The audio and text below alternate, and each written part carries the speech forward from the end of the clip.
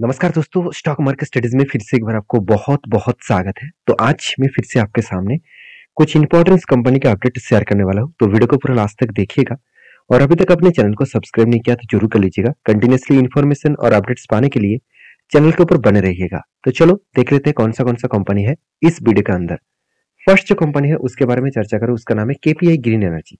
देखिए KPI green energy के ऊपर मैं एक बात मैं जरूर कहना चाहूंगा कि इस तरीके से कंपनी का जो फ्यूचर का ग्रोथ है वो बहुत ज्यादा हाई होने वाला है। तो अभी क्वेश्चन यहाँ पे ये आएगा कि केपीआई ग्रीन एनर्जी का ही क्या ग्रोथ होगा। देखिए इसके लिए कंपनी के कुछ डिटेल्स आपको देखना पड़ेगा। सबसे पहली बात, कंपनी का अगर मैं वेबसाइट आपको विजिट करा दूं तो आपको कुछ इंपॉर्टेंस पॉइंट आपको जरूर दिखेगा। देखिए केपीआई ग्रीन एनर्जी के ऊपर जो कंपनी का जो प्रोजेक्ट है आप देखेंगे तो KPI green energy now is hybrid hybrid project के ऊपर भी कंपनी काम कर रहा है और गुजरात के ऊपर जो लार्जेस्ट प्राइवेट सोलर पार्क है वो भी केपीआई ग्रीन एनर्जी बना चुके हैं। तो सोलर प्रोजेक्ट के ऊपर कंपनी बहुत तेजी से काम कर रहा है, बहुत तेजी से ग्रोथ कर रहा है। अभी क्वेश्चन यहाँ पे आएगा तो ग्रोथ तो कर रहा है तो कंपनी ने इतना कर्जा क्यों लिया। तो देखिए कर्जा इसीलिए लिया गया क्योंकि कंपनी को बहुत बड़ा प्रोजेक्ट भी मिला और अपकमिंग टाइम्स में और भी ज्यादा प्रोजेक्ट मिलने का चांसेस है और उस सारे प्रोजेक्ट को कंप्लीट करने के लिए कंपनी ने क्या किया, कर्जा उठाया। अगर मैं इस कंपनी के क्वार्टरली जो रिजल्ट है उसके बारे में चर्चा करूं तो कंपनी का सेल्स का ग्रोथ लगातार बढ़ता हुआ देखने को मिले, एक्सपेंस भी कंपनी कंट्रोल में रखे, उस बेसिस में कंपनी का जो नेट प्रॉफिटेबिलिटी है वो भी लगातार ग्रोथ होता देखने को मिले। तो एक अच्छा खासा नेट प्रॉफिटेबिलिटी ग्रोथ हुआ। तो नेट प्रॉफिट ग्रोथ होने के बाद भी कंपनी को देखिए सबसे ज्यादा इंटरेस्ट पेमेंट किया। अगर इंटरेस्ट कम पेमेंट किया होता तो कंपनी को और भी ज्यादा प्रॉफिट होता, मगर यहाँ पे करे क्या, कंपनी तो कर्जा ले लिया। अभी कर्जा किस बेसिस में लिया वो देखना बहुत जरूरी है। अगर मैं कर्जे के बारे में बात करूं तो आप देखेंगे तो पहले कंपनी का कर्जा सिर्फ 40 करोड़ के आसपास था, आज कितना 850 करोड़ के आसपास देखने को मिले। और कर्जे किस बेसिस में लिया गया, देखिए तीन तरीके से कंपनी कर्जा लिया। पहली लॉन्ग टर्म बोरिंग्स 430 करोड़ के आसपास, मतलब कंपनी का प्रोजेक्ट लॉन्ग टर्म के लिए है तो इसलिए अच्छी बात है कंपनी लॉन्ग टर्म के ऊपर कर्जा लिया। और कंपनी के शॉर्ट टर्म बोरिंग्स, मतलब कंपनी शॉर्ट टर्म के लिए भी कर्जा लिया करीबन 223 करोड़ के आसपास। और लीज लाइबिलिटी, कंपनी का लीज लाइबिलिटी भी है 179 के आसपास। अभी क्वेश्चन यहाँ पे आएगा कि लीज लाइबिलिटी होता क्या है। देखिए एक एग्जांपल में दे रहा हूँ, मान के चलिए आप कोई दुकान बनाना चाहते हैं, दुकान कोई भी भाड़े पे लेना चाहते हैं आप बिजनेस करने के लिए, तो भाड़े पे लेने के लिए उसके लिए आपको डिपॉजिट मनी देना पड़ता है। मान के चलिए एक दुकान का डिपॉजिट मनी 1 लाख रुपया है, तो ये जो डिपॉजिट मनी है उसी तरीके से बिजनेस करने के लिए कुछ जगह को भाड़े पे लेने के लिए तो इसको लीज लिया जाता है। तो लीज लेने के लिए जो पैसा कंपनी को देना पड़ता है उसी को कहा जाता है लीज लाइबिलिटी। मतलब लीज लेने के लिए जो एडवांस पैसा पेमेंट करना पड़ता है और पैसा बाद में भी आपको देना पड़ता है। मान के चलिए आपने 5 साल के लिए लीज लिया, तो 5 साल में तो पूरा पैसा तो एक साल में नहीं देंगे, तो हर साल में आपको पैसा देना पड़ेगा। तो जो मतलब आपके साथ डील हुआ कि इतना लीज लाइबिलिटी के हिसाब से आपको पैसा देना पड़ेगा, तो वो आपके लिए एक लाइबिलिटीज है क्योंकि आपको पैसा देना होगा, तो यही आपके लिए लाइबिलिटी बनेगा। तो लाइबिलिटी जितना बढ़ेगा उतना ही कंपनी का प्रॉफिट लेवल्स भी थोड़ा सा कम होगा, तो इसलिए कंपनी का क्वार्टरली जो रिजल्ट है वो कम होता देखने को मिले। मगर बाकी जो परफॉर्मेंस है आपको धमाका दिखेगा, सेल्स में ग्रोथ अच्छा खासा है, प्रॉफिट में भी तगड़ा ग्रोथ देखने को मिले। उसी तरीके से रिटर्न ऑफ इक्विटी भी शानदार तरीके से ग्रोथ हुआ और कंपनी आपको धमाका रिटर्न दिया।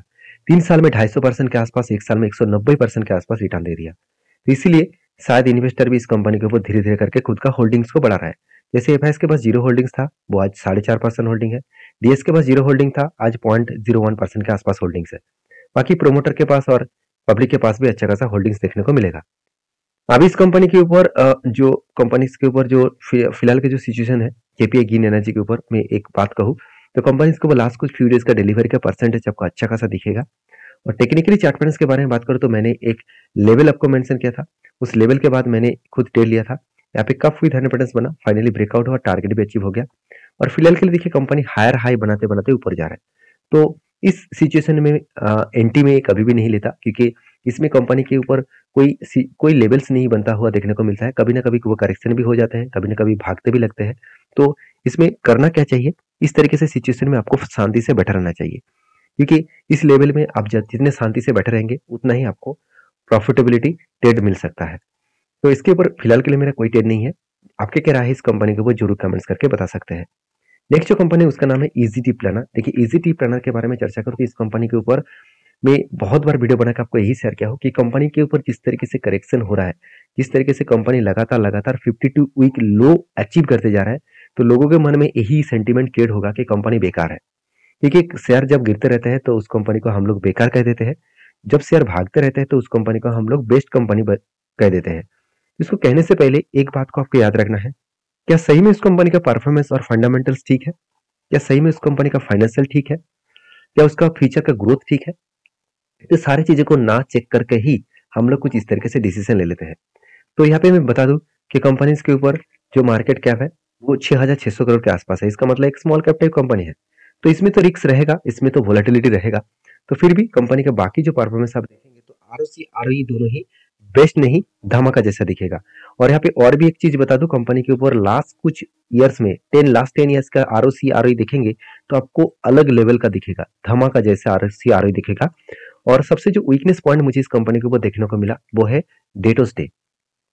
अभी डेटोस डे देखिए, इसका मतलब क्या है, कंपनी जो प्रोडक्ट तैयार किया है, मतलब जो सर्विसेज तैयार किया है उस सर्विसेज को कस्टमर को दे रहा है, तो कस्टमर कितने दिनों में पैसा वापस कर रहा है।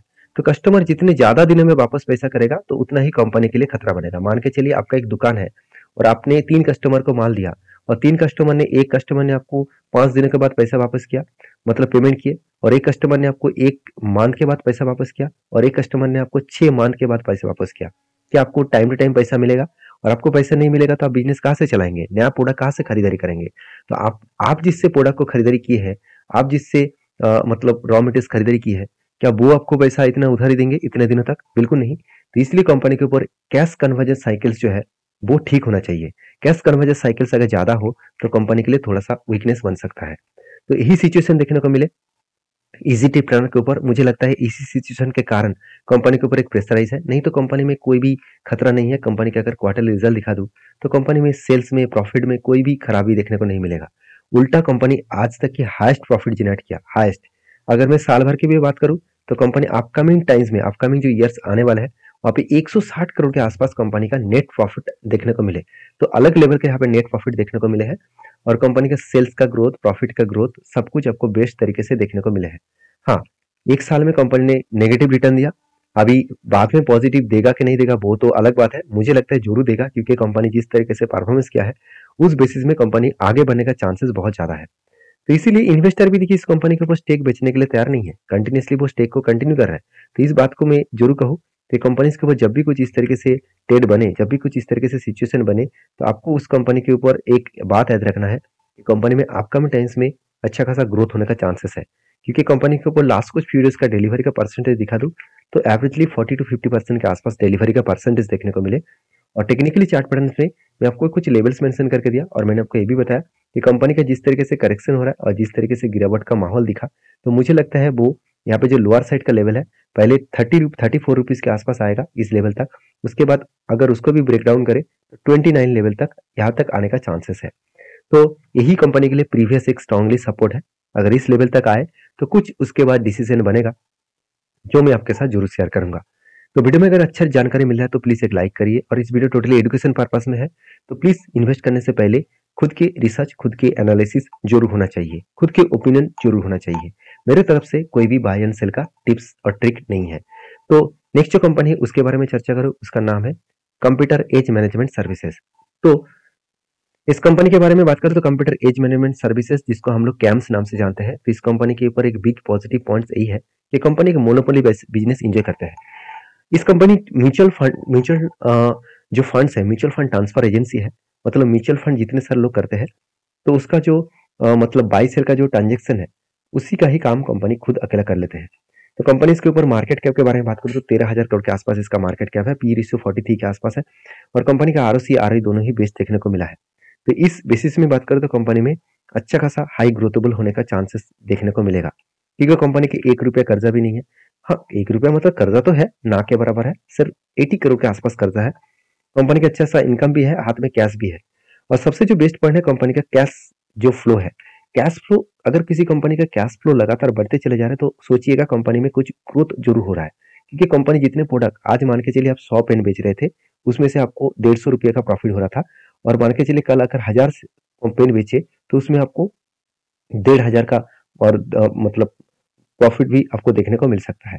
तो कहने का मतलब है कि जब जितना कैश फ्लो बढ़ेगा उतना ही कंपनी का ग्रोथ हो रहा है, ये बात को भी आपको याद रखना है। क्योंकि कंपनी की जो प्रॉफिट मार्जिन है वो आपको कभी भी कमियां देखने को नहीं मिलेगा। पिछले साल में 70 करोड़ का प्रॉफिट हुआ था, इस बार 80 करोड़ का प्रॉफिट हुआ।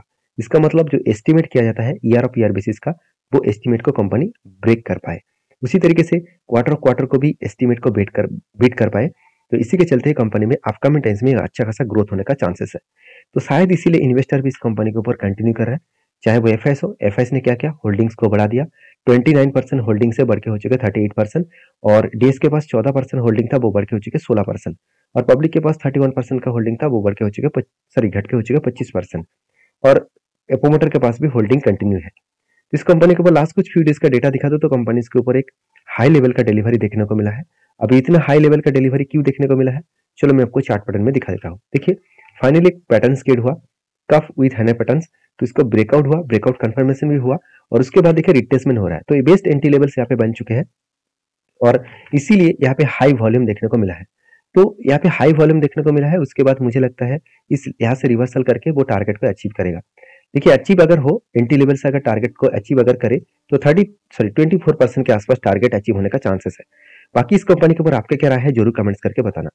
नेक्स्ट जो कंपनी है उसके बारे में चर्चा करूँ, उसका नाम है नेस्ले इंडिया लिमिटेड। तो नेस्ले इंडिया लिमिटेड जो कंपनी के बारे में बात करूँ तो इस कंपनी के ऊपर एक हाई ग्रोथेबल सिचुएशन है कंपनी का आगे बढ़ने का, क्योंकि इस कंपनी एक बेबी फूड इंडस्ट्रीज में लीडर कंपनी है। तो इस कंपनी ने एक बहुत बड़ा डिसीजन लिया। इसका जो मार्केट प्राइस है करीबन 25,000 के आसपास देखने को मिला एक शेयर का कीमत, उसको कंपनी स्प्लिट करने वाला है, और कितने भी स्प्लिट करेगा हर एक शेयर के बदले आपको 10 शेयर देगा। इसका मतलब कंपनी का जो फेस वैल्यू 10 रुपया था वो 1 रुपया बनने वाले हैं। तो जब 1 रुपया बनेगा तो उसी हिसाब से प्राइस भी एडजस्टमेंट हो जाएगा। प्राइस एडजस्टमेंट हो जाएगा तो मान के चलिए जब स्प्लिट होगा तब अगर प्राइस 25,000 के आसपास देखने को मिला है तो वो 2500 में आपको देखने को मिल जाएगा। तो ये था कुछ कंपनीज का अपडेट। अगर वीडियो में जानकारी अच्छा मिले तो प्लीज लाइक करना, दोस्तों के साथ भी शेयर करना। मिलते हैं नेक्स्ट वीडियो में, तब तक के लिए धन्यवाद।